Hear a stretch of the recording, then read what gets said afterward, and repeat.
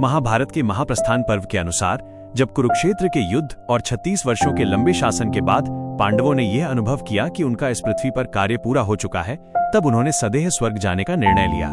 युधिष्ठिर, भीम, अर्जुन, नकुल, सहदेव और द्रौपदी ने राजपाट त्याग दिया और एक कुत्ते के साथ हिमालय की ओर निकल पड़े।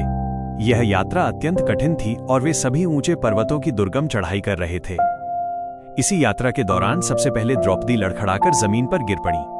द्रौपदी को गिरते देख भीम अत्यंत दुखी हुए और उन्होंने युधिष्ठिर से पूछा कि हे ज्येष्ठ भ्राता, द्रौपदी तो धर्मपरायण थीं, उन्होंने कभी कोई बड़ा पाप नहीं किया, फिर उन्हें इस तरह बीच रास्ते में ही क्यों गिरना पड़ा?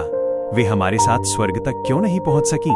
तब युधिष्ठिर ने रुककर भीम को एक कड़वा सत्य बताया। उन्होंने कहा कि यद्यपि द्रौपदी हम पांचों की पत्नी थी और उन्होंने अपना धर्म निभाया, लेकिन उनके मन में अर्जुन के प्रति विशेष मोह और झुकाव था। एक पत्नी के रूप में उन्हें अपने पांचों पतियों को पूरी तरह समान भाव से देखना चाहिए था, लेकिन उन्होंने अर्जुन को अन्य भाइयों की तुलना में अधिक प्रेम किया।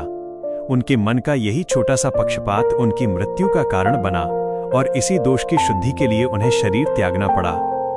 जब युधिष्ठिर अंततः स्वर्ग के द्वार पर पहुंचे तो वहां का दृश्य देखकर वे हैरान रह गए। उन्होंने देखा कि दुर्योधन और अन्य कौरव वहां सुखपूर्वक बैठे हैं।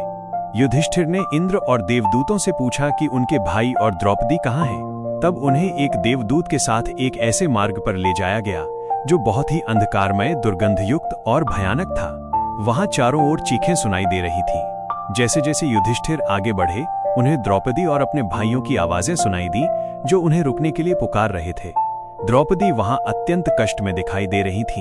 ये देखकर युधिष्ठिर क्रोधित और दुखी हुए कि पुण्य करने वाले उनके भाई और द्रौपदी नरक में हैं, जबकि पाप करने वाले कौरव स्वर्ग में। वास्तव में द्रौपदी को वहां कुछ समय के लिए रखने के दो मुख्य कारण थे।